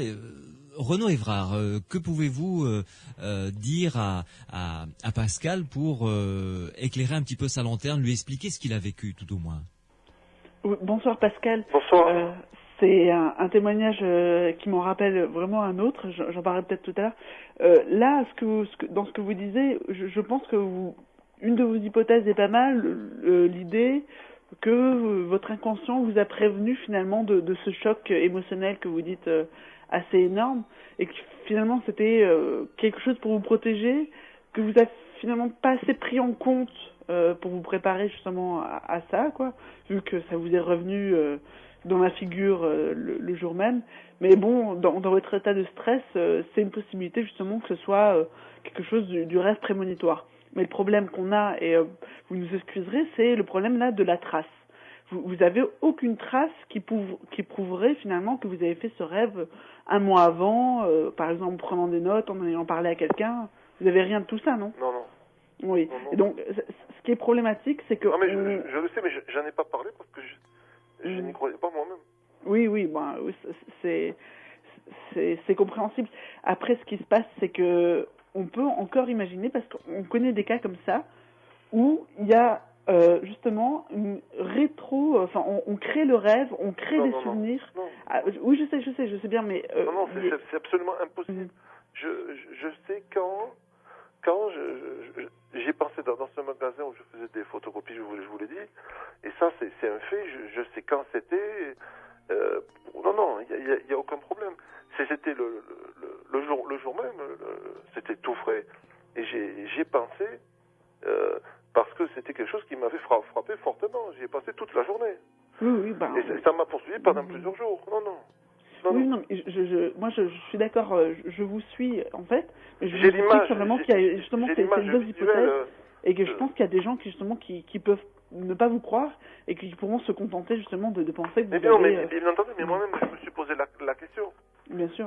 Mais je suis absolument certain à cause de que je me rappelle des endroits où j'ai réfléchi à ce problème. Oui, bien sûr.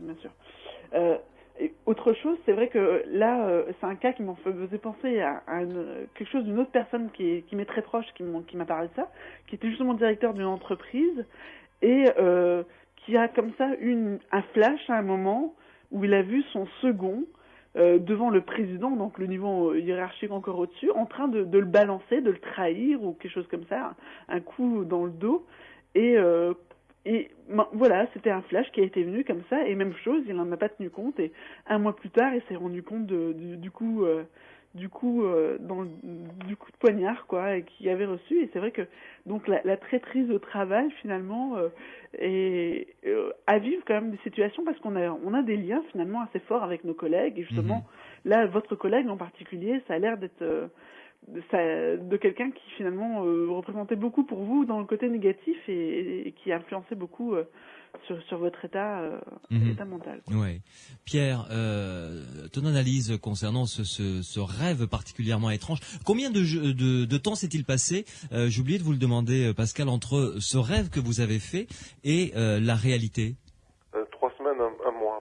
3 semaines, un mois à peu près, hein? Oui. D'accord. Pierre, qu'en penses-tu? Oui, bonsoir Pascal. Bonsoir. Ça donne tout à fait l'image d'un rêve prémonitoire. En fait, on pourrait avoir deux phénomènes simultanés.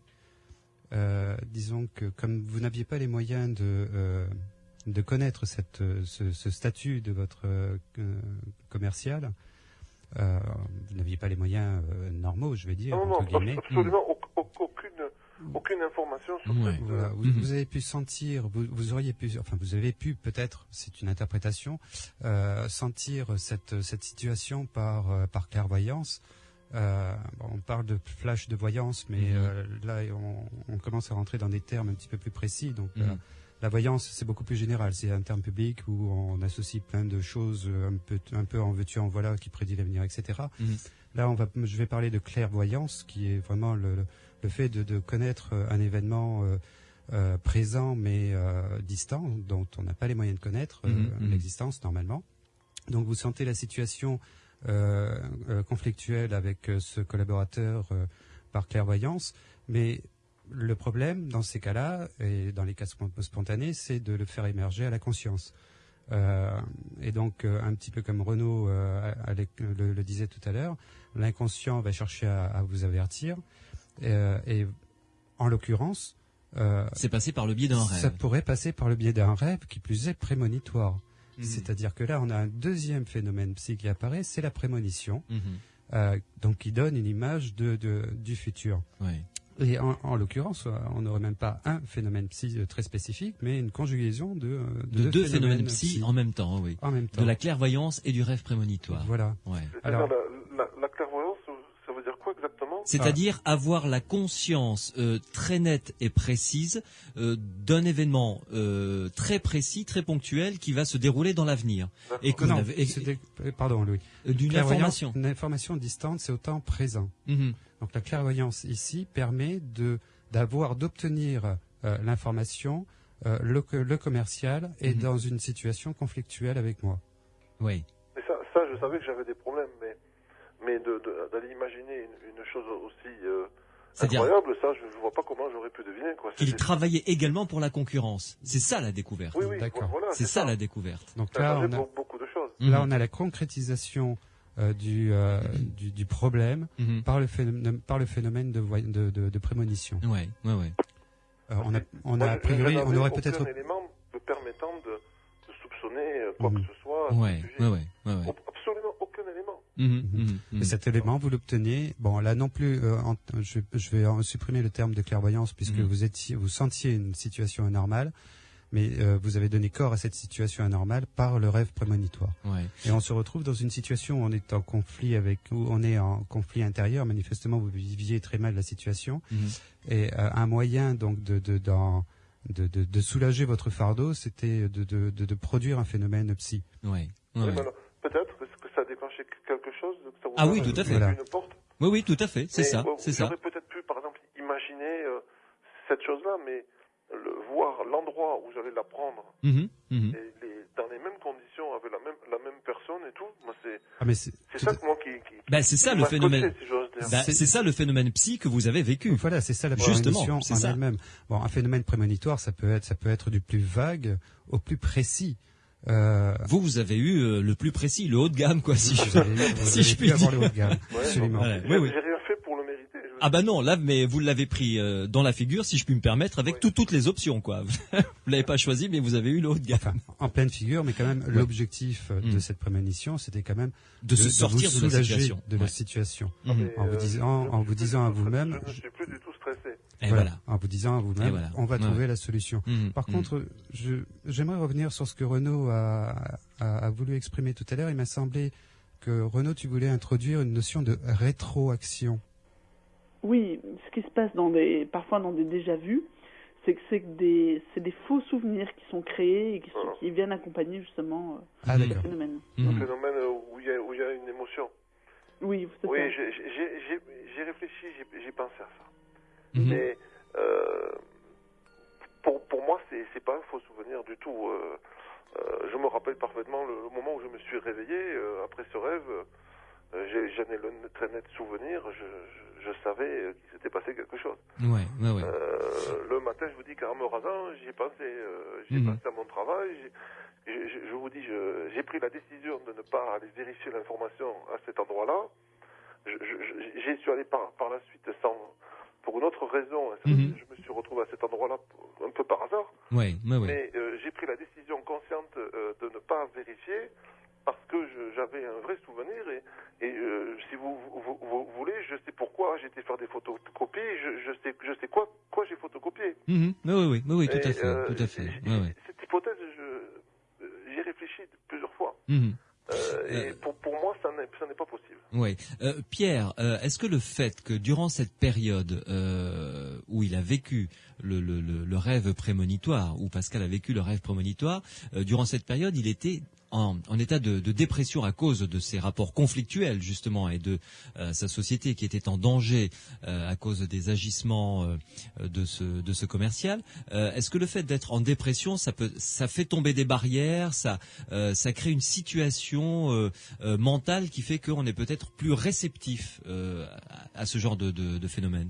Oui, je vais pas parler dans ce cas-là d'état modifié de conscience, mais on pourrait peut-être l'y assimiler.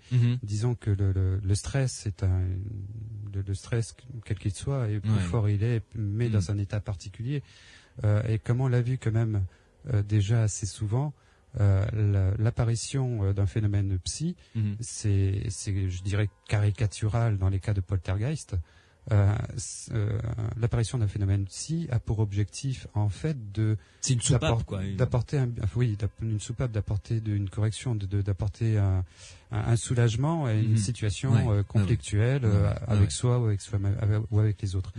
Mais de fait, l'état dépressif, on peut considérer que l'état dépressif est une situation de cet ordre-là.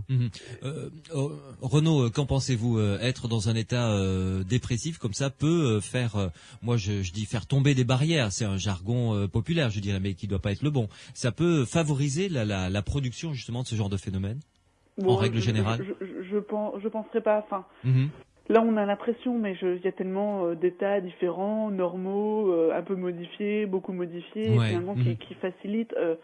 Faudrait beaucoup voir ce qui est important. C'est vrai qu'il y a une connotation affective à tout ce qui est raconté ici, et en particulier, on parle vraiment Pascal dit que c'est un choc énorme quand il se rend compte de la supercherie, quoi. Oui, tout à fait. Et donc, il y a vraiment un événement affectif très fort, limite traumatisant, et du coup, il peut s'étendre justement temporellement en arrière et en avant, voilà quoi. Un peu comme ça, quoi. Ouais.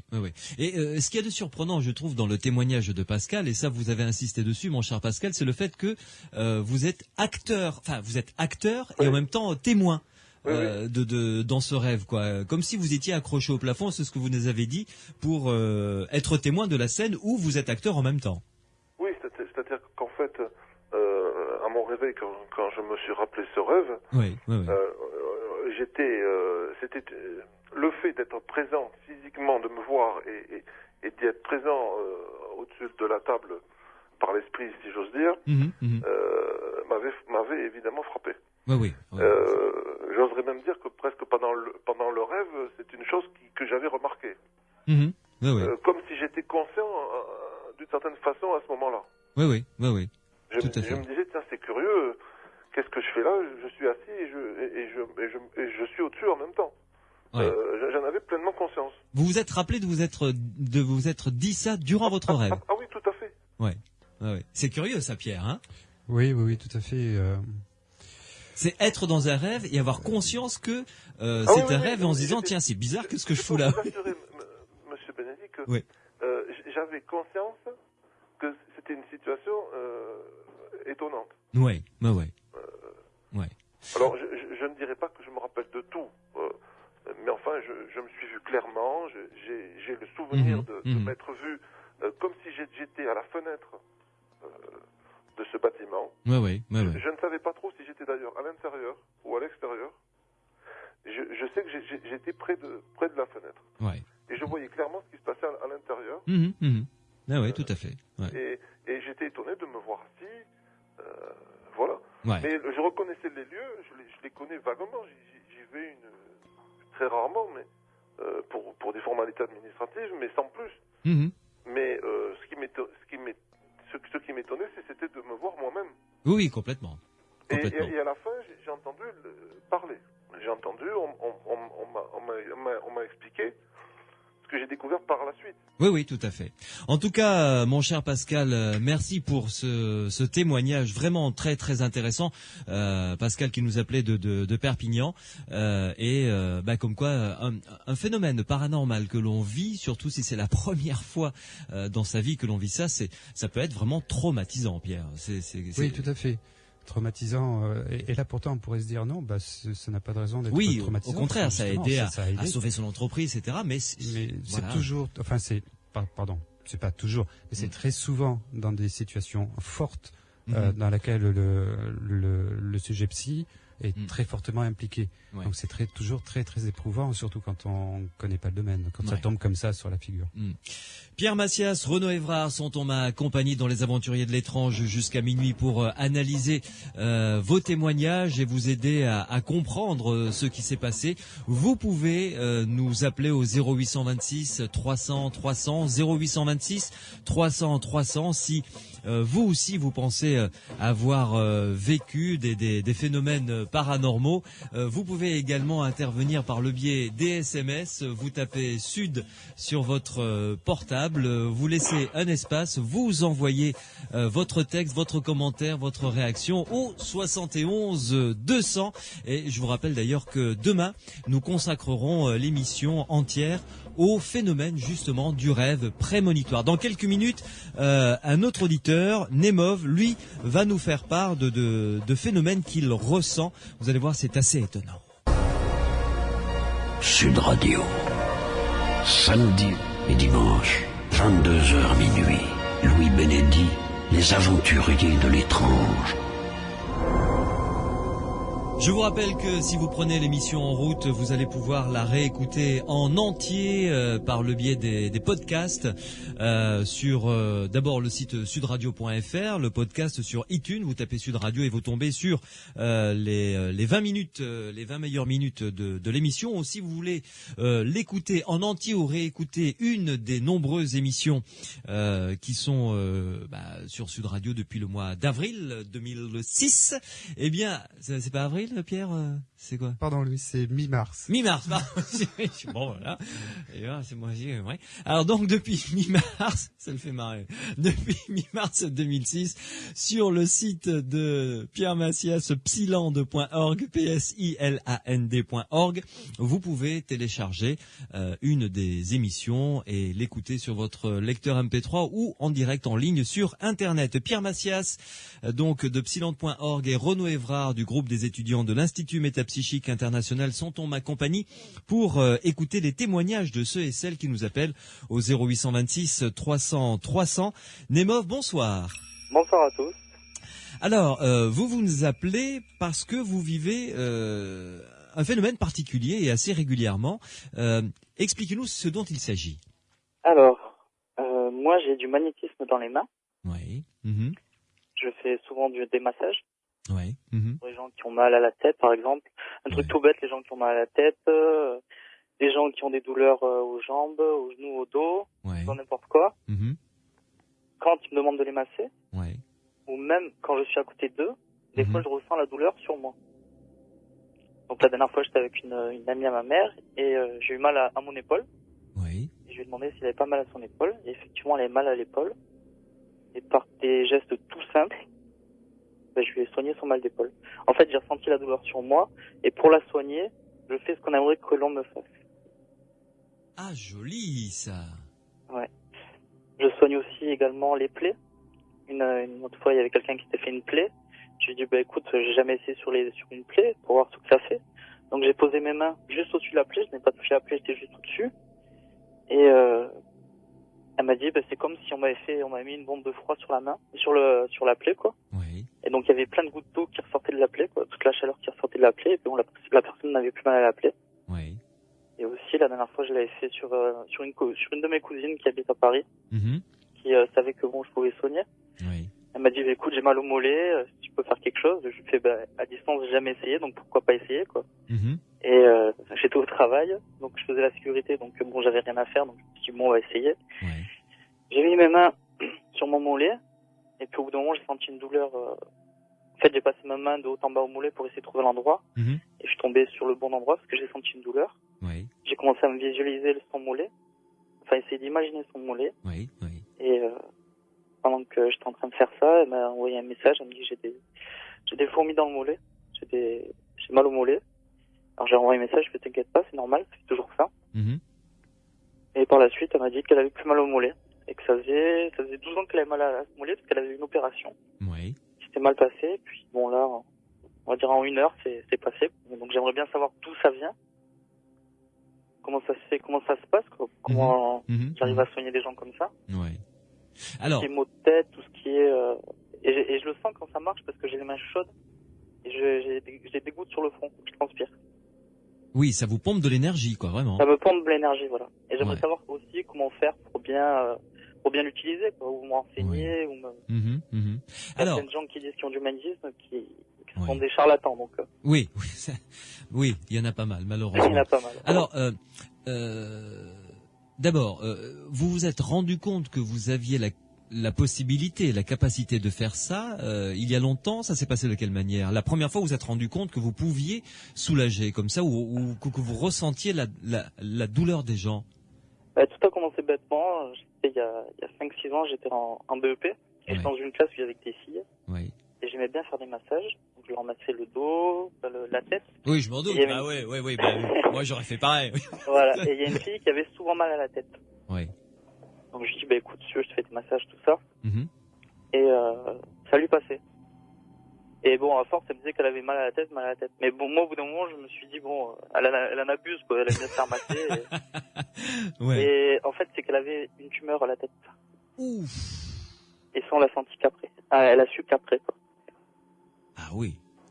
Donc ce qui explique qu'elle avait... Qu'elle avait mal à la tête. Et moi je trouvais que, bon, parce que c'est vrai que la douleur, elle me dit, mais il y a que toi qui peux me faire passer ça, quoi. Je veux dire, la douleur à la tête, je lui ai passé. Ouais. Mais dès qu'elle avait plus mal, j'ai arrêté, quoi. Je me doutais pas que c'était une tumeur et elle non plus, quoi. Mais... Évidemment. Et puis après, à force qu'elle me le demande, je me suis dit, bon, elle abuse un peu, quoi. Elle me dit, elle aime bien se faire masser, donc on en profite un peu, quoi. Et puis ça a commencé comme ça. Après, j'avais une de mes tantes qui a mal à l'épaule. Ma mère lui a dit, écoute, laisse-toi faire par mon fils, quoi, tu verras, y a pas de souci. Moi, elle était un petit peu réticente, parce qu'elle m'a eu étant petit, et donc elle savait le caractère que j'avais, quoi. Elle était un petit peu... Et puis elle a été, à sa grande surprise, elle a vu que ça fonctionnait, quoi, que vous aviez une vraie efficacité. Mais vous, dès le départ, vous avez ressenti sur vous la localisation de la douleur des autres, ou ça s'est fait après, ça? Alors ça s'est fait après. Ça s'est fait à force que je le fasse. Par exemple, au début, je ressentais rien. Ouais. Après, je sentais la douleur de la personne. Une fois que je faisais le magnétisme sur elle, je ressentais la douleur sur moi. Ouais. Et maintenant, ça m'arrive fréquemment que quand je suis à côté de quelqu'un, je lui dis t'as pas mal là ou là, et je fais en sorte de masser pour que moi je n'ai plus le mal, en fait. Oui, c'est-à-dire que vous sentez sur vous ce que vous faites sur la personne, quoi. Voilà, ouais. Et si vous, votre douleur diminue et s'estompe, vous savez que là, ça y est... Alors, non, parce que bizarrement, ce qu'il y a, c'est que quand la personne a mal, quand je fais le soin, je fais un soin, la douleur, je la garde en moi. On va dire pour une très courte période, le temps que après je me lave les mains, je me lave les avant-bras, et après la douleur s'estompe. Mais on va dire que je le ressens moi-même. Quand la personne a plus mal, je le sens, je sais pas, c'est comme un instinct ou quelque chose comme ça, je me dis bon, maintenant, c'est bon, elle a plus mal. Comme si je le ressentais. Pas physiquement, parce que moi j'ai encore la douleur, mais je me dis là, ça suffit, elle devrait plus avoir mal. Comme pour les coups de soleil, tout ça, ça marche très bien aussi. Il y a certains guérisseurs qui emploieraient une expression prendre le mal sur soi. C'est exactement ça, je prends le mal. Ouais. Et il paraît, alors bon, je ne suis pas guérisseur moi-même, mais il paraît qu'il faut y faire très attention parce que on prend le mal, mais après il faut le dégager, quoi. Voilà, il faut l'évacuer. Et moi je l'évacue en me lavant les mains, en me lavant bien soigneusement les mains, parce que sinon après moi je suis pas bien. Et je dis aux gens de boire de l'eau. Enfin, on va dire c'est moi qui dis ça, mais en aucun cas il y a quelqu'un qui m'a dit voilà il faut que tu fasses ça. C'est pour ça que j'aimerais avoir des conseils, savoir comment enseigner pour bien utiliser ce don, parce que j'appelle ça un don, quoi. Oui, tout à fait. Parce que moi c'est ce que je vais en faire comme métier. Là je suis actuellement en formation en kinésiologie. Donc après continuer dans cette voie-là, quoi. Écoutez, moi je trouve ça plutôt sympa, effectivement, comme chemin de vie, tout à fait. Renaud Évrard, que pouvez-vous dire de cette manière de ressentir la localisation de la douleur de l'autre? Une dernière question quand même, Nemov, est-ce que vous ressentez également l'intensité de la douleur? C'est-à-dire, si elle a pas mal, vous n'avez pas beaucoup mal, mais si elle a très mal, vous avez très mal. Oui. Ça aussi, l'intensité aussi. Ouais. Ah, ça doit pas être gai pour vous, hein? Non, parce que on va dire que c'est pas, c'est assez quand même, c'est pas fort, mais je ressens, ça me fait une petite pointe comme la dernière fois, j'étais à un massage, je massais ma petite copine. Ouais. Elle avait un nœud dans la jambe. Ouais. Et dans ma tête, je me suis dit, j'ai posé la question, où est l'origine de ce nœud? Enfin, d'où part ce nœud? Et dans ma jambe, j'ai senti l'électricité juste derrière le genou. J'ai senti comme un coup d'électricité derrière le genou. Ouais. Et je lui ai dit, est-ce que tu as mal là? J'ai appuyé un petit peu. Elle m'a dit, oui, c'est là. Et c'est des informations, en fait. Comme si on m'envoyait des informations. Ouais. Comme si le corps de la personne m'aidait à comprendre. Oui, à travers votre propre corps. À travers mon propre corps. Ouais. Renaud? Oui, bonsoir Nemov. Là, c'est très amusant parce qu'on retrouve des phénomènes que ça fait 200 ans qu'on en entend parler, voire plus. Hein. Je remonte simplement aux études sur l'empathie de la douleur, hein, dont vous nous parlez. Et finalement, comment vous redécouvrez ça naturellement, tous ces thèmes des guérisseurs ruraux dans votre milieu urbain. Donc c'est très intéressant de voir comment finalement, c'est pas des doctrines qui viennent de l'extérieur, mais c'est aussi des phénomènes essentiels qui guident en fait toute cette exploration. Par contre, moi, je suis pas vraiment habilitée pour vous donner des conseils sur comment bien utiliser votre capacité. Simplement, je me questionne parce que j'entends que ça vient de votre contact avec des filles et finalement vous ne parlez de l'utilité qu'avec des femmes ou des filles en fait. Hein. J'ai pas entendu un seul homme que vous auriez soigné de cette façon. Est-ce que ça arrivait également?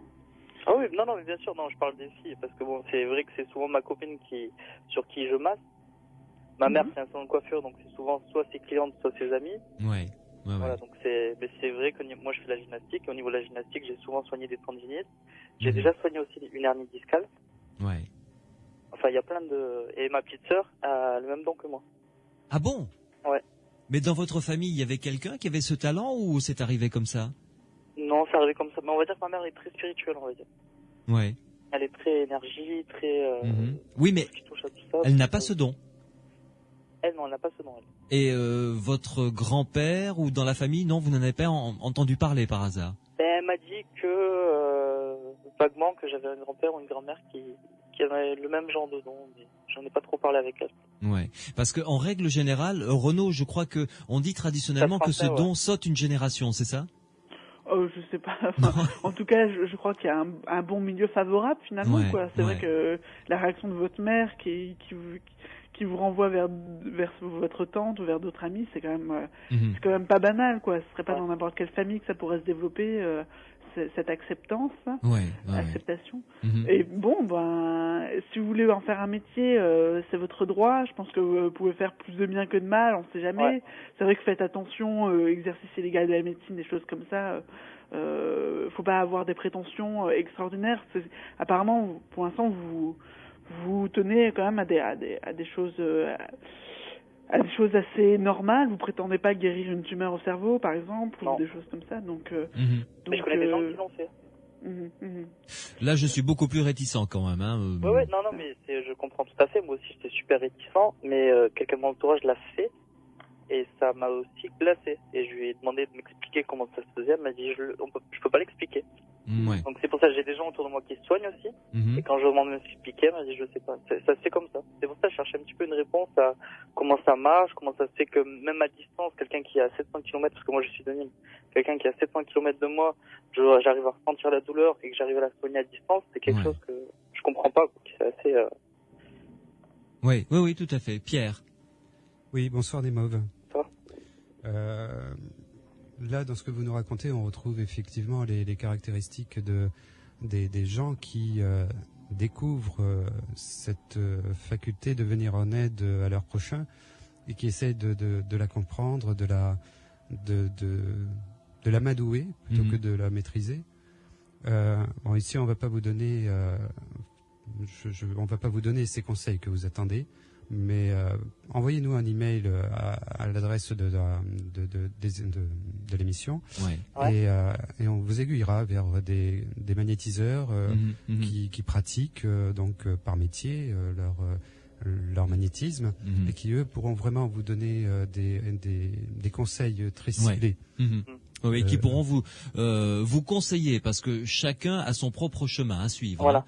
Et vous avez des outils, et pour en avoir discuté avec de nombreux guérisseurs, ils sont tous unanimes pour dire on peut donner des conseils éventuellement, mais chacun doit découvrir seul ses propres capacités et surtout ses limites.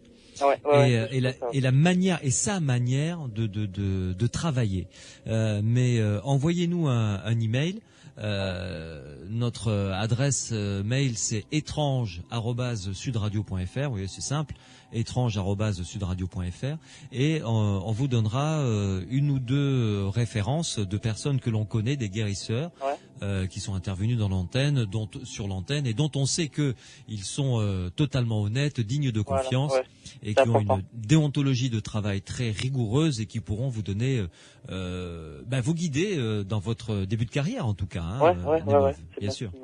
Et est-ce que vous savez comment ça se fait, ce phénomène, si c'est par rapport, je sais pas moi, par rapport à quoi, comment on fait pour réussir à guérir comme ça, ou à soulager la douleur. Voilà, soulager une douleur.